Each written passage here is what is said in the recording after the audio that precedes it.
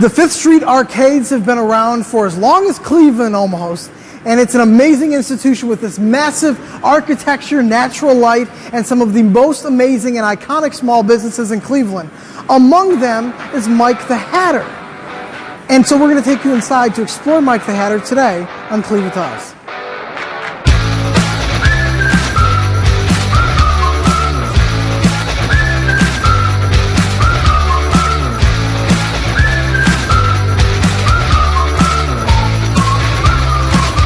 Watching CleveItToUs. For almost 100 years, there's one hat shop that sort of rises above all others. And there's a reason that it's been around for almost 100 years. And of course, it's right here in Cleveland. So we're going to talk to George, who is the third generation owner, right? Correct. And learn about Mike the Hatter. How are you, George? I'm well. How about yourself? I couldn't be better. Cool. I've never seen a better opportunity to cover up the shininess that's become my life since I was like 21. No comment. You're not tricking me on that one. So tell me about Mike the Hatter. Mike the Hatter's been family business. My grandfather started, like I said, in 1937, so we've been around a long, long time. Long time. Serving the greater Cleveland community and worldwide, actually. So MikeTheHatter.com has pretty far-reaching opportunities across the world. Absolutely. Now, you have every type of hat. They don't have it, they can find it. No doubt about it. If they can't find it, they can make it.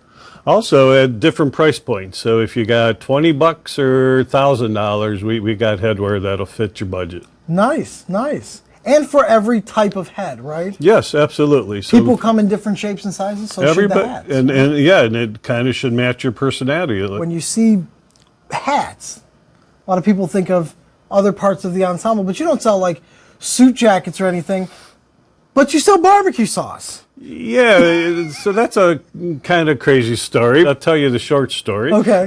Met a friend. He's involved with the barbecue sauce. He has a store in Pennsylvania, by the way. Okay. We love the sauce and obviously, you know, how it fits on our taste buds. So you like the way it fits on your taste buds like the hats might fit on your head. I like how you segued that. That's perfect. Perfect. So what's your favorite? Do you wear hats? I do. Okay. Not often, and typically I'm one that would wear it when the weather dictates it. Okay. A lot of our customers over the years wear it for fashion, and that's great. A lot of times I see someone take off a hat, and underneath that hat they have this gorgeous, full, thick head of hair. Like, okay, exactly. Look at that. Like you used to. Like I used to. I used to have hair just like that. And then I had kids. Yes. So a lot of times if you're not familiar with wearing hats, and a lot of people haven't, I think it's important to come in, try a bunch of different kinds on. We have a great selection. And just have fun with it. And just have fun with it, because your personality will dictate what kind of hat you like. So you've known me for a very brief time now. A little bit about my personality. Show me some hats that might work with what I'm working with. In my opinion, okay. You probably want a shorter brim hat, so okay. nothing that's overstating it. So right now in fashion are real wide brim hats. I'm not sure I would recommend that for you. Or something like this one, even in a cap. So a little bit more practical. This one has ear flaps to look at that. To take into account your head of hair. Can I put it on? And you can. To take into account my head of hair. Now see, I have to get fashionable with it and wear it like or that. wear it backwards. Yeah. that is the If you could only see my camera guy went, no. Like that. Actually. That doesn't look bad. Wait, what do you think, Brandon? Not it. Wait a minute. What about this? That's better. Okay.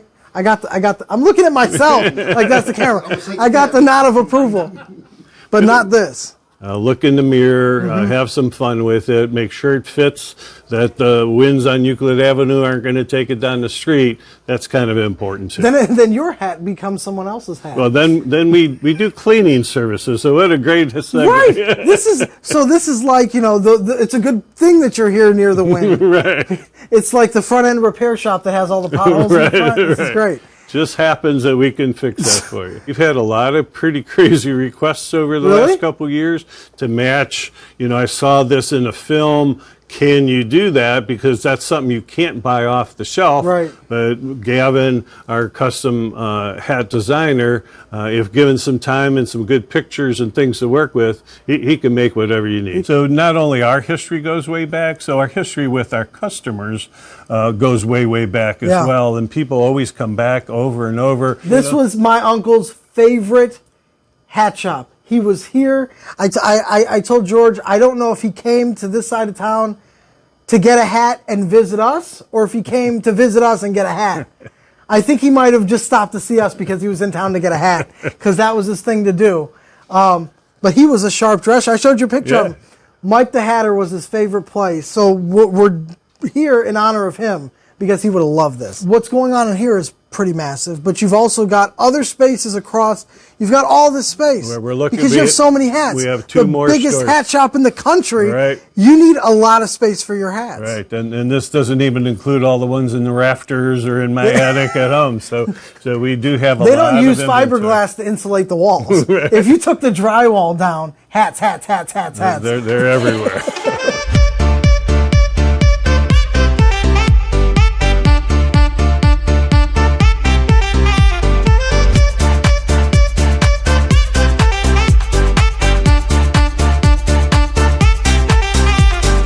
I've seen you on TikTok, my friend. I've been there before.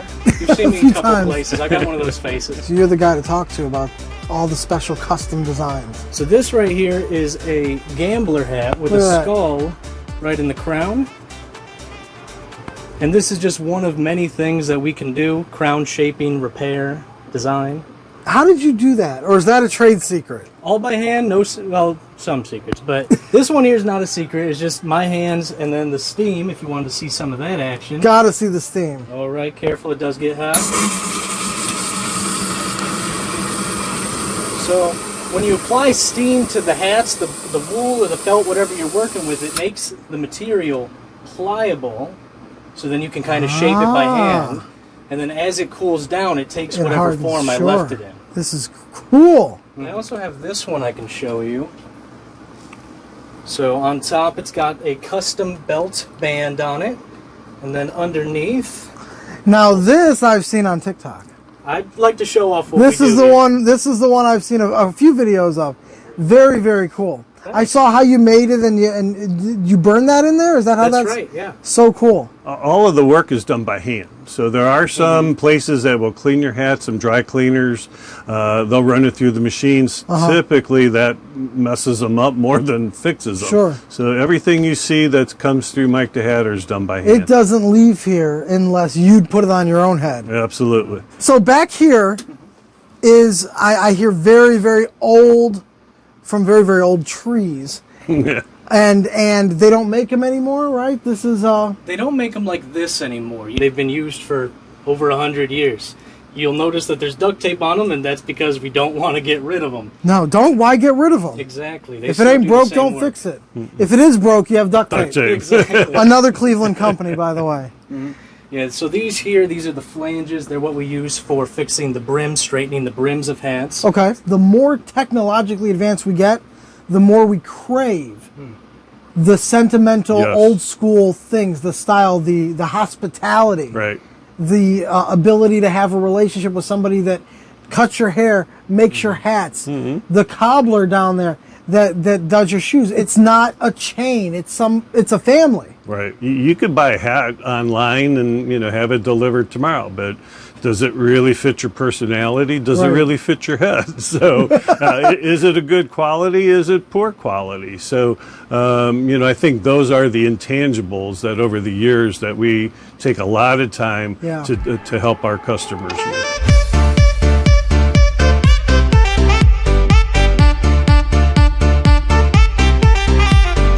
This isn't even a mirror, it's just a reflection on the wall. And I'm like, whoa! I'm taking this home to my wife. Cleveland people are very real. I've been all over the world, and not to say that there's not real people everywhere, but Cleveland people and Cleveland small businesses are very realistic, are very customer oriented. And again, I think those are kind of lost arts in today's society. They are, but not lost in Cleveland. I don't think so. I think that's a big deal, and that's what is the glue for a lot of our communities and for our small businesses. We're a melting pot here. And our food and our culinary delights are kind of inspired by all the different cultures that are here in Cleveland. No doubt about it. I'm a Greek American. Nobody ever outside of Cleveland talks about the amazing food scene that Cleveland has. Absolutely, and growing daily. So, therefore, the barbecue sauce, by the way. Very proud of my heritage. My grandfather was a Greek immigrant, very strong work ethic. He was in the store, from beginning to end. So, again, another lost art in today's society, I think. I love everything about this. Maybe I need to become more of a hat person because I just haven't gone to the right hat shop. This is the best and biggest hat shop in the country. So we're not going to cheat on you with another hat shop. But there are so many things in Cleveland to explore, and so we're going to go out there and explore them. But this has been great, and it was so great to meet you. Same here. And we're off to our next adventure. So remember, next time you want to know what to do, where to go, what to see, check out the show and Cleave It to Us.